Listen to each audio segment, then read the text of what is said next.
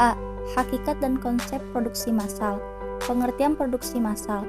Produksi adalah kegiatan menambah nilai guna suatu benda atau menciptakan benda baru, sehingga lebih bermanfaat dalam memenuhi kebutuhan. Sedangkan massal berarti mengikutsertakan atau melibatkan banyak orang. Sehingga produksi massal adalah kegiatan memproduksi barang tertentu yang sudah ditentukan standar spesifikasinya dalam jumlah besar melalui serangkaian operasi yang sama dengan produksi sebelumnya. Ciri-ciri produk massal. Produk yang dihasilkan dalam jumlah besar, biaya penyuntikan rendah, bertujuan menguasai pasar, dijual di pasar bebas, hampir tidak ada variasi produk.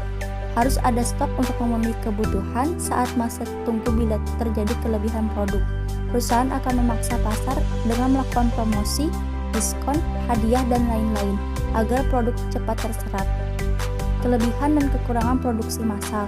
Kelebihannya, hemat biaya, efisien waktu, tingkat keakuratan tinggi, tingkat produksi cepat. Sedangkan kekurangannya adalah A. Kegiatan produksi sangat kaku. B. Kurang beragamnya variasi produk. C. Biaya mesin mahal. D. Tidak ada jaminan produk akan laris di pasaran. D. Perencanaan produksi massal.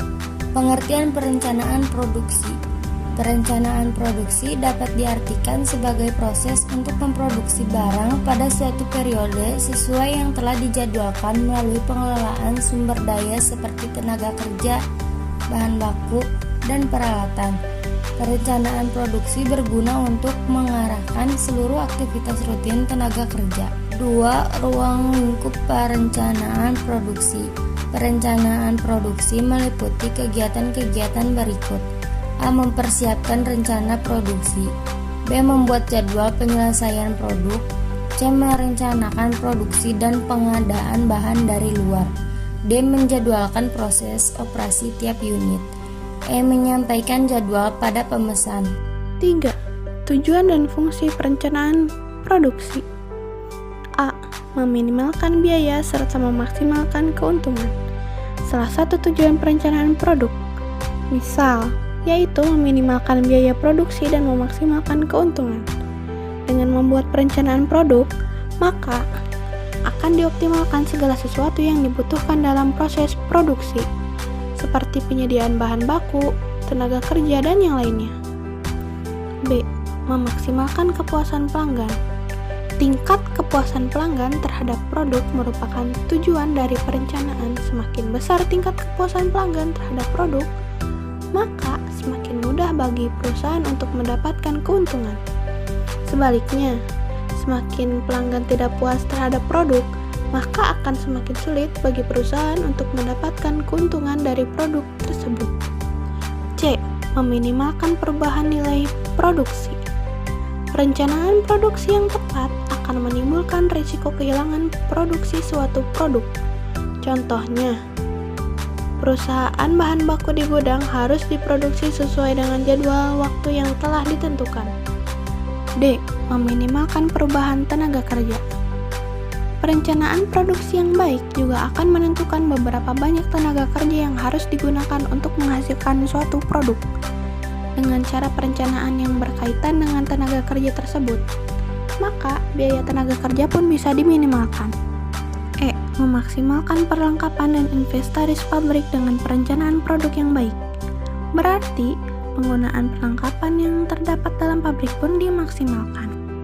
Fungsi dari perencanaan produksi adalah A. Menjamin rencana produksi dan pemasaran. Produk perencanaan yang tepat mampu memudahkan perusahaan untuk menjamin rencana penjualan produk kepada konsumen sesuai dengan rencana yang tepat. B. Mengukur kapasitas produksi yang konsisten terhadap rencana produksi perencanaan. Produksi sangat tepat digunakan untuk mengukur seberapa besar perusahaan mampu untuk memproduksi barang serupa dari waktu ke waktu. C. Alat untuk memonitor hasil produksi. Fungsi lainnya dari pembuatan perencanaan produksi yaitu memudahkan perusahaan dalam memonitor hasil produksinya secara akurat. Unsur perencanaan produksi. A. Tujuan produksi harus dibuat sejelas mungkin dan mampu dipahami oleh manajemen perusahaan. B. Pengukuran standar produksi, artinya perencanaan produksi tidak hanya dilakukan atas tujuan saja, tetapi juga harus mengukur kemampuan konsumen dalam menyerap produksi tersebut. C. Perencanaan merupakan fakta objek perencanaan. Produksi harus dapat adanya dan memiliki pemikiran yang cukup rasional, bukan hanya sekedar angan-angan saja. D. Perencanaan harus diukur, artinya sekalipun hanya mengira-ngira namun perkiraan tersebut adalah benar dan tentunya tidak menimbulkan kerugian pada perusahaan. E. Tahap awal pelaksanaan produksi. Perencanaan harus menjadi langkah awal bagi perusahaan dalam menghasilkan barang yang dibutuhkan oleh konsumen.